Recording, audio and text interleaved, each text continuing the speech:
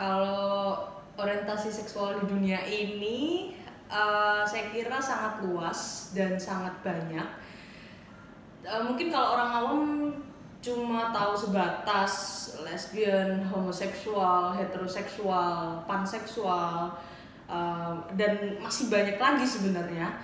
Dan saya percaya kalau misalnya orientasi seksual itu merupakan sebuah spektrum yang sangat luas, di mana orang bisa menempatkan seksualitasnya dimanapun di spektrum itu maupun di luar spektrum itu, dan semua orientasi seksual mereka itu valid dan tidak bisa diganggu gugat oleh orang lain gitu. Bagaimana kakak menjelaskan relasi kakak dengan keluarga? Relasi saya dengan keluarga tidak begitu baik karena saya berada di keluarga yang sangat strict, sangat bisa dibilang sangat ketat dan berbasis militer. Saya dibesarkan dengan cara didik yang seperti itu, sehingga hubungan saya dengan keluarga saya sangat tertutup. Bahkan orang tua saya tidak tahu tentang orientasi seksual saya, tentang mungkin kehidupan pribadi saya dan lain-lain gitu. Dalam skala 1-10, seberapa dekat hubungan kakak dengan keluarga? 3. Iya. Apakah ada sosok role model atau panutan di kehidupan kakak? Kalau misalnya yang bertemu langsung, misalnya orang yang menjadi panutan saya, orang sekeliling saya, kebetulan waktu saya berusaha mengidentifikasi diri saya sendiri, discover tentang orientasi seksual saya, tidak ada. Tapi saya mempunyai panutan dari orang-orang yang bergelar public figure di media-media sosial, yang berani mengekspresikan diri mereka, menjadi diri mereka sendiri tanpa takut untuk dijudge orang lain. Contohnya ya bisa kita lihat sekarang di YouTuber atau influencer di Instagram atau di Twitter gitu, banyak sekali. Contohnya siapa? Contohnya bisa dibilang Jovie Adiguna, lalu penyanyi dari luar mungkin Hayley Kiyoko atau King Princess dan lain-lain gitu. Kapan kakak pertama kali coming out sebagai diri kakak sebenarnya, dan kepada siapakah kakak mengungkapkannya pertama kali? Saya mengungkapkan pertama kali itu secara sebenarnya tidak secara official, tetapi cukup menyelipkan beberapa bahasan tentang orientasi seksual saya sebagai lesbian.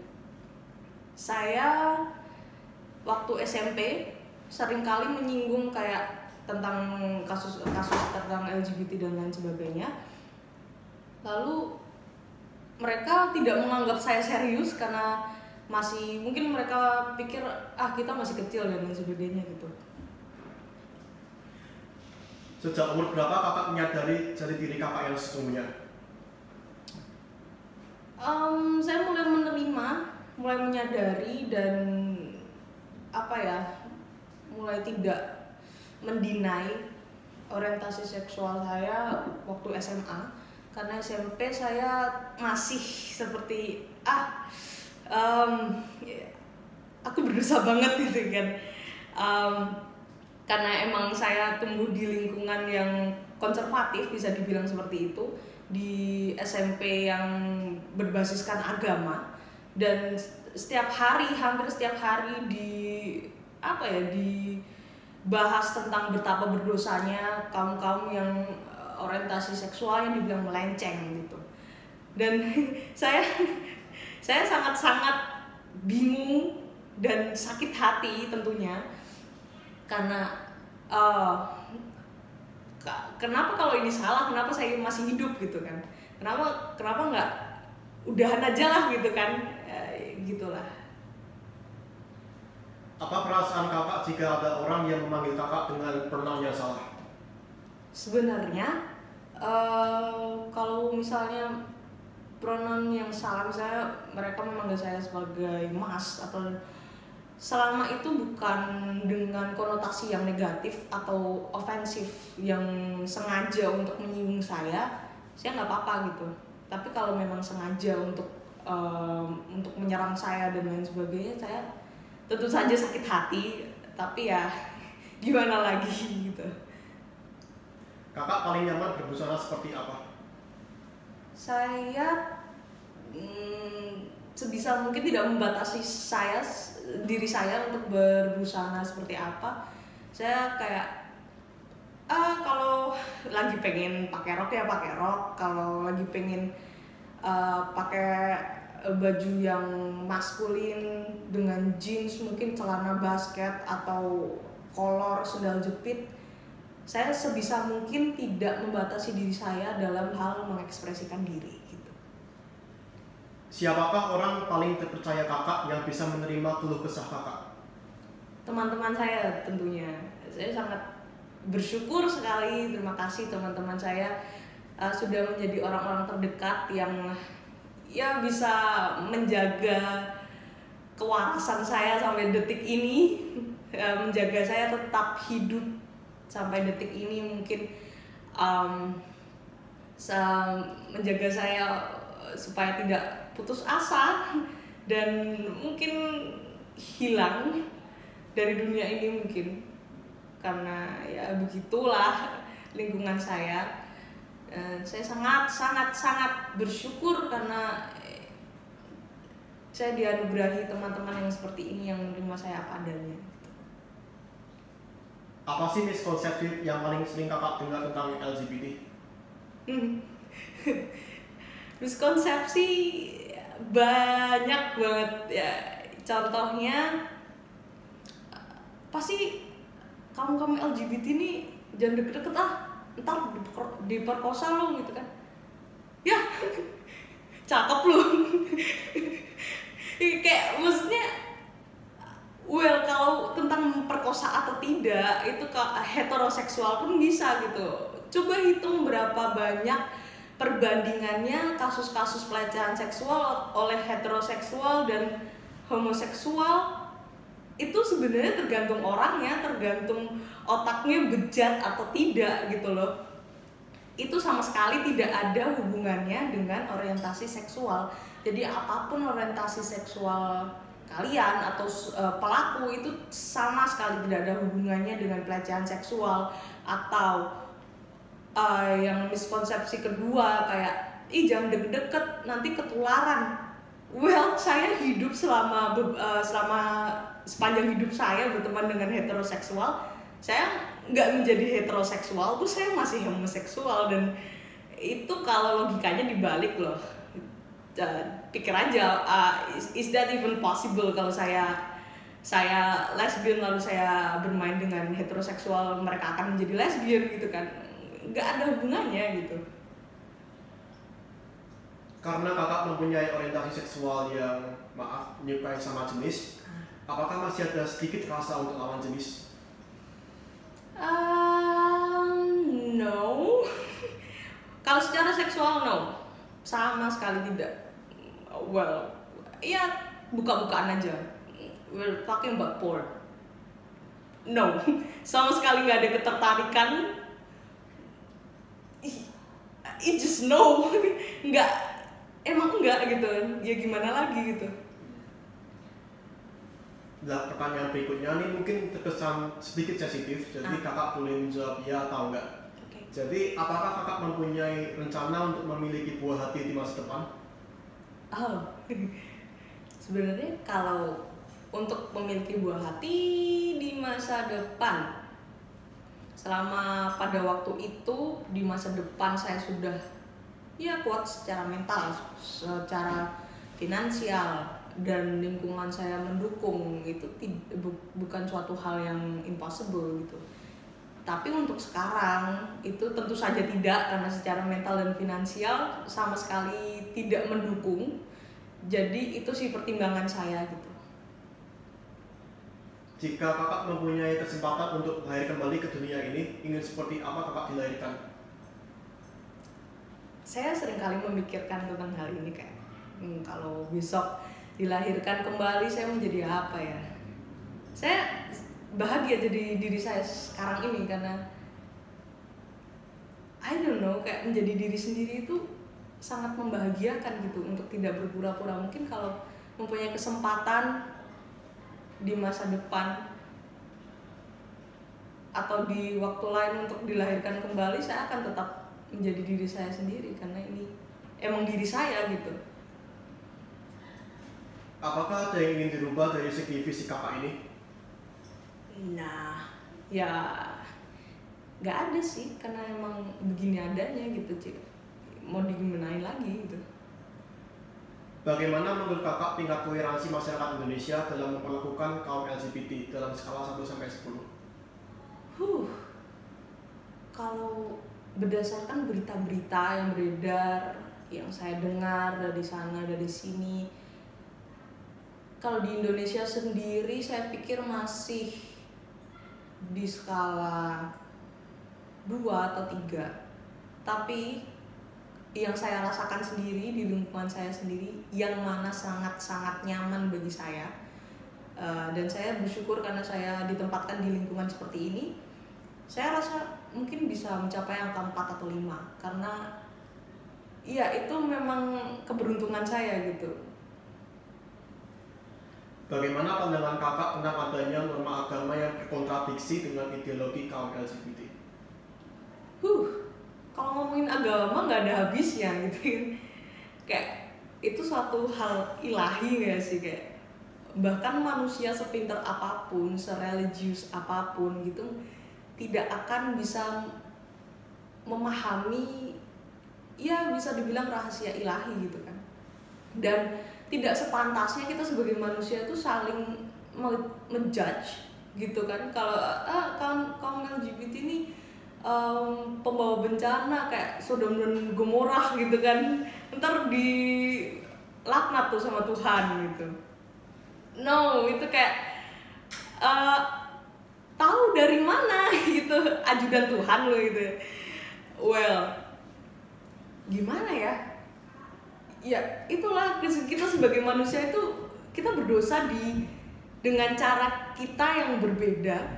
Mungkin satu orang bisa berdosa karena suatu hal dan satu orang bisa berdosa karena hal lain, dan kita tidak tahu seberapa besar dosa itu, dan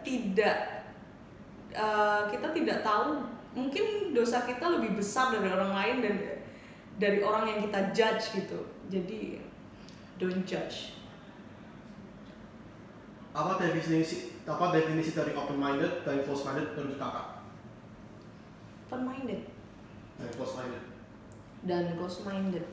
Open minded saya pikir itu, menurut saya, suatu pemikiran yang terbuka, yang tidak menghakimi pemikiran lain selama pemikiran itu suatu bentuk toleransi gitu. Walaupun kita open minded, kita bukan berarti kita bisa menoleransi intoleran gitu. Gimana sih? Gitulah pokoknya gitu kan. Ya intinya kita menerima segala macam pandangan yang tidak merugikan orang lain dan tidak mengusik ideologi orang selama ideologi itu tidak merugikan orang lain dan membatasi orang lain dalam mengekspresikan dirinya, selama hal itu tidak merugikan gitu. Dan close minded saya kira suatu pemikiran yang apa ya, yang kayak jalan hidup saya paling benar nih, menurut agama nggak boleh gini, kamu tuh astagfirullah, kamu berdosa banget. Ya begitulah intinya, kayak menganggap sesuatu yang unik atau berbeda dari jalan hidupnya itu merupakan jalan hidup yang salah, walaupun sebenarnya jalan hidup itu suatu pilihan yang nggak ada sangkut pautnya sama diri mereka dan tidak ada sangkut pautnya dengan merugikan orang lain, tapi mereka tetap judge. Itu saya kira pengertian close minded menurut saya gitu. Apakah pernah kakak mengalami suatu diskriminasi yang sangat membekas di benak kakak, dan seperti apa kalau bisa dijelaskan? Diskriminasi bisa dibilang banyak banyak sekali.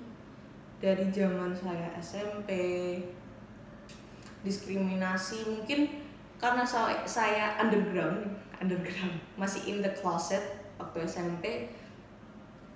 Teman-teman saya sering kali membahas tentang LGBT, jijik gitu kan. Itu saya merasa tersinggung karena saya walaupun belum menerima diri saya seutuhnya waktu itu, saya merasa kayak itu mengakibatkan saya kayak dosa banget ya aku ya gitu kan. Terus mungkin waktu SMA saya sempat dikucilkan waktu kelas 10 karena saya memberanikan diri untuk bilang sama teman-teman saya, kayak teman-teman yang saya percaya, saya pikir bisa saya percaya tapi sebenarnya tidak. Saya membuka diri kepada mereka, saya come out ke mereka, hey, I'm a lesbian. Terus mereka kayak ayo cariin dia pacar, cariin dia cowok, pasti nanti lurus lagi kok. Dan saya kayak bener-bener nggak mau karena aku udah percaya loh sama kalian gitu loh. Terus akhirnya mereka give up, lalu kayak ngucilin aku sama 2 minggu or something. Terus baru-baru saja diskriminasi lagi waktu kuliah ini. Ada salah satu dosen yang waktu itu Zoom meeting ya sekarang karena pandemi kan, dia terkenal sekali dengan title-nya sebagai dosen yang homofobik, transfobik dan lain sebagainya, mungkin anti feminisme juga. Dan saya sempat dikira cowok. Dia bilang, oh namamu gini ya, namamu cewek, ternyata kamu cowok ya, intinya seperti itu. Terus saya jawab, Pak saya cewek gitu. Terus Zoom saya langsung di mute. Dan setelah kelas itu saya tidak pernah digubris, ketika saya memberikan jawaban yang padat dan jelas, walaupun lengkap sekali. Dia sama sekali tidak pernah menggubris saya di kelas itu gitu. Itu menurut saya bentuk diskriminasi yang sebenarnya sangat-sangat tidak profesional gitu dalam hubungan mahasiswa dan dosen gitu, kayak enggak banget gitu sih. Apakah kakak mempunyai keinginan untuk reconnect dengan orang-orang yang pernah menyakiti kakak? Reconnect. Tergantung kalau misalnya orang-orang itu datang kepada saya dengan niat yang baik, kalau mereka memang benar-benar sudah menyadari kalau apa yang mereka lakukan itu salah, saya akan menerima mereka dengan baik. Tapi saya pilih tidak deket-deket dengan mereka, mungkin temenan biasa nggak apa-apa, tapi nggak untuk hangout setiap hari atau tempat curhat atau saya mungkin memaafkan tapi saya bukan tipe yang mudah lupa gitu. Apakah kakak mempunyai moto dalam hidup kakak? Moto? Hidup ini nggak perlu ada tujuan. Mungkin orang bilang kayak apa tujuan hidupmu? Jujur saja aku nggak tahu. Saya nggak tahu tujuan hidup saya apa. Tapi saya percaya kalau hidup ini merupakan sebuah petualangan. Hidup ini merupakan sebuah petualangan yang perlu kita nikmati prosesnya, apapun itu, pahit, manis, dan jalanin aja gimana caranya kita menikmati pahit manisnya hidup ini, mungkin susah senengnya gitu. Dan satu lagi, jalani hidup ini tentu saja tetap jadi diri sendiri, jangan nutup-nutupin, karena identitas itu sangat-sangat berharga untuk diri sendiri dan perlu dipeluk erat-erat, jangan sampai lepas gitu. Apakah ada aspirasi atau harapan kakak untuk Indonesia di masa mendatang? Mungkin ya toleransinya lah. Toleransinya ditingkatkan lagi, rasa kemanusiaannya tolong. Banyak sekali kasus-kasus yang sangat sadis dan tidak memanusiakan manusia hanya karena identitas diri. Hanya karena identitas diri yang bisa dibilang berbeda dari orang lain gitu. Dan mereka dengan semena-mena menganggap hal itu pantas untuk dimusnahkan, hal itu pantas untuk dibunuh, dan kata-kata mungkin yang bisa menyakiti hati orang lain seperti kamu berbeda dari kami, kamu pantas untuk mati gitu. Banyak sekali kasus yang seperti itu, yang ya bisa dalam bentuk bullying, bisa dalam bentuk aksi nyata seperti yang kita lihat di berita tentang transgender yang dibakar hidup-hidup. Itu merupakan suatu bentuk kemunduran dalam kemanusiaan yang saya lihat.